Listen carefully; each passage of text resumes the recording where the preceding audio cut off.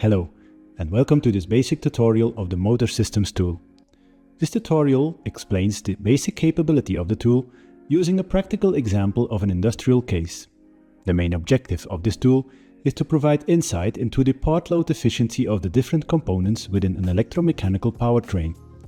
This information is mainly based on numerous real-life test campaigns. Based on these test campaigns, mathematical models have been developed to estimate the part load efficiency. The tool also offers the possibility to use international standards related to powertrain efficiency to evaluate like-loss models and minimum efficiency levels of components. The tool is, however, not a so-called smart tool, as it does not provide a possible perfect solution to your problem. It is still necessary to have technical knowledge to evaluate the results of the tool. Also, please note that the mathematical models behind the tool may in some cases differ slightly from the real situation. The case used is based on an industrial dust extraction system. The aim is to optimize the current electromechanical design of the powertrain. Consideration will be given to increasing the flexibility of the current design while reducing energy consumption and possibly maintenance costs by selecting different powertrain components. The current unit is driven by a 4-pole IE1 direct-on-line induction motor with a rated power of 18.5 kW running at 5,000 hours a year. The transmission consists of 3 SPB belts with a ratio of 1.5. The dust extraction fan is a centrifugal fan running at 965 RPM with an estimated efficiency of 65%. During the test campaign, airflow and pressure were measured at the outlet side of the fan. The airflow was 15,000 cubic meters an hour and the pressure measured was 1920 Pascal. The first step is to define the key components of the drivetrain, consisting of motor, transmission and load of the current design. The order is of no importance. Let us start with the driving motor. Several options are available for the motor type selection using the tabs on the screen above. When viewing the induction motor, the user can enter the nameplate data if available. This can be useful for older motors that don't have an IE level certification. The tool will check whether the given nameplate is realistic. As an alternative, an IEC standard motor can be selected using the switch in the center. This means that the motor meets the minimum efficiency requirements of the relevant IEC standard. In this case, an 18.5 kW 4-pole IE1 motor is selected. The motor selection can now be confirmed by clicking OK. The electric motor can be connected to the grid in 3 different ways. In this first situation, a direct-on-line motor is used. Once the data from our drive motor has been entered, the transmission can be selected by clicking on it. The No Transmission option is active by default. In this case, however, a belt transmission between the motor and the fan is present. Several options are available from the Select Belt Drive drop-down menu. In this case, the belt transmission is a narrow V-belt of the SPB type with a belt ratio of 1.5. The smallest and fastest pulley in this case is on the motor side. Do not forget to click on this button to change if necessary. As the diameter of the pulley and the number of belts used affect the efficiency of the transmission, these can also be selected. In this case, the pulley diameter is 140 mm and the number of belts is 3. When the expected belt speed is entered, the tool can also calculate the nominal power the belt transmission can normally transmit. This can already give a good idea of whether the transmission is correctly sized or not. Finally, the type of load can be specified.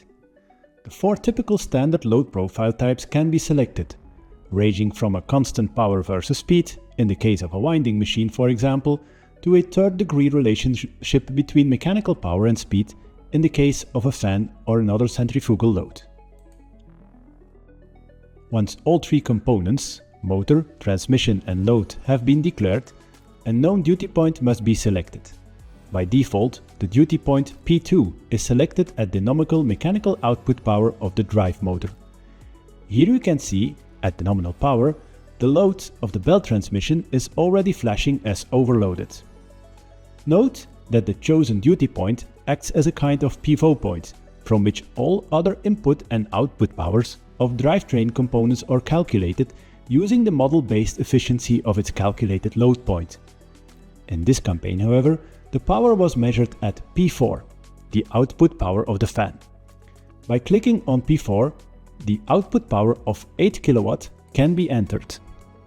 However, by clicking on the P4 calculation button, P4 can also be calculated by the tool itself. The P4 application calculator again offers several options. The hydraulic power for our fan application is calculated by entering an airflow of 15,000 cubic meters an hour and the pressure of 1,920 Pascal. The load's output power P4 is now calculated again at 8 kW.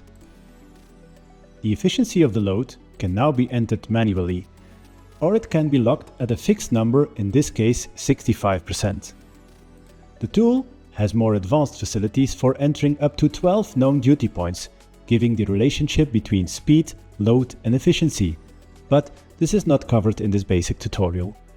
Now that the complete driveline has been declared, the tool will give the efficiency for each driveline component at its calculated duty point. Using this information, an overall system efficiency of 55% is calculated. With a belt transmission efficiency of 95%, the tool has calculated a mechanical output power of 13 kW on the motor side. With an efficiency of 98.2% at the load point considered, the powertrain has a total electrical input power of 14.5 kW. One of the things that can be estimated by measuring the electric input power in the real situation is the efficiency of the load, which is often difficult to measure in real life. In this case, the 65% efficiency for this type of fan was found to be quite accurate using this method. By clicking on the annual cost box, the operating hours and kilowatt-hour price can be changed for the current situation. In this case, 5,000 hours per year and a kilowatt-hour price of 15 cents has been used. Now the annual cost is calculated as 10,900 euros per year. The before and after table tabs of the tool can be used to compare two different powertrain configurations. Here, a line is added with the current situation of our powertrain for 5,000 hours a year. In this basic tutorial, a varying load profile is not considered, but it is possible to change the load situation in the System Overview tab and add several lines to calculate a more realistic energy consumption based on a varying load profile. Alternative powertrain configurations can now be created to evaluate overall efficiency. In this tutorial, some basic adjustments are made to demonstrate the capabilities of the tool. The first step is to add a drive to the direct online motor to control the speed, which will give more flexibility to our setup. Note that the motor efficiency is now 89.2% and the overall efficiency 55% before implementing a drive. By clicking on the motor part, the motor connection can now be changed to a frequency converter situation. With the addition of a frequency converter, the motor drive combination now has an efficiency of 88.2%, a drop of about 1%. The overall efficiency has dropped by 0.6 percentage points. Adding a variable speed drive adds an extra component to the powertrain, which always means extra losses. In addition, the efficiency of the induction motor itself can drop due to the non-sinusoidal currents created by the use of a frequency converter. So, when maximizing the efficiency is the goal, the main advice here is not to add a drive to a motor when it is not needed. Of course, the addition of a variable speed drive now allows the speed of the load to be matched to the desired flow in the process. In this case, even the smallest reduction in speed will have a large impact on energy consumption, even without negatively affecting the process. In this practical case, for example, the frequency was reduced from 50 to 48 Hz, with a 7% reduction in energy consumption and no effect on the dust extracted from the process. A further optimization is now possible using the frequency converter. In this case, the belt drive was removed from the drivetrain. and the frequency converter was used to reduce the speed to the original speed of 965 RPM. This resulted in a 1.2 increase in overall efficiency, but perhaps more importantly in this case, the loss of a physical component of the drivetrain while increasing the overall efficiency. Investment and maintenance costs for the belt drive were eliminated by this step in the optimization process. As explained before, the efficiency of the original fan was estimated to be 65%. A fan supplier was contacted in this case to suggest a possible alternative to the existing fan. A new fan was presented with an efficiency of approximately 77% at the required flow and pressure. The overall efficiency of the new design was now increased from 55% to 66%. The next, quite obvious step was to improve the efficiency of the drive motor itself, which was now at a low IE1 efficiency level. Several options are available now. The tool can be used to assess which IE level is technically and economically acceptable. Looking for example at the IE4 18.5 kW 4-pole alternative, this results in a 6% increase in the efficiency of the motor and drive component. In this case, it is for example also possible to evaluate the effect of using a 6-pole motor instead of the original 4-pole motor. Because by eliminating the belt drive, the speed of the application has now been brought closer to the synchronous speed of 1000 RPM with a 6-pole motor, which could have a positive effect on the overall efficiency. However, it is common for a 6-pole motor to have a lower efficiency than its 4-pole alternative at the nominal operation point. By choosing the 6-pole alternative, the efficiency in this case has a marginal increase of 0.1% compared to the 4-pole alternative. An additional benefit, however, is the fact that there is now a larger margin towards the nominal torque of the motor compared to the 4-pole alternative. The motor is now loaded to about 60% instead of around 90% with the 4-pole alternative.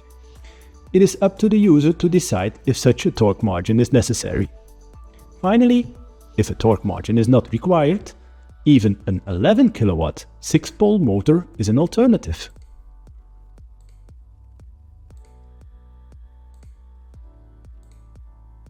Choosing this motor results in a 0.6% drop in overall efficiency.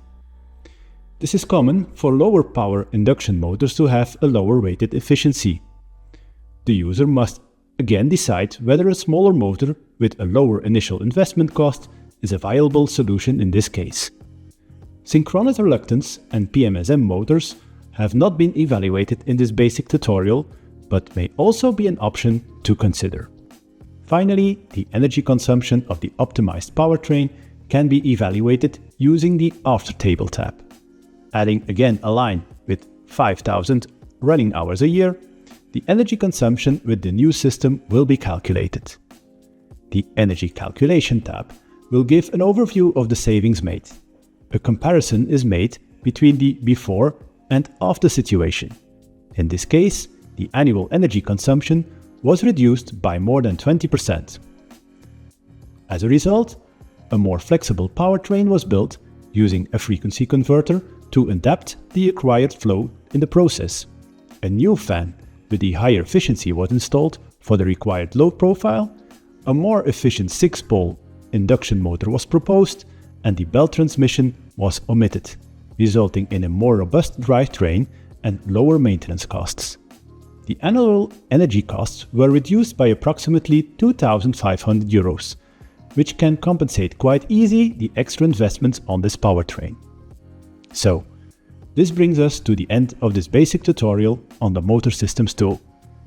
As mentioned in the beginning, technical skills are required to evaluate the technical and economic feasibility of a solution, but as the only brand-independent freeware tool on the market, it provides an answer to part load efficiencies of your powertrain components while evaluating possible alternatives for the design of it.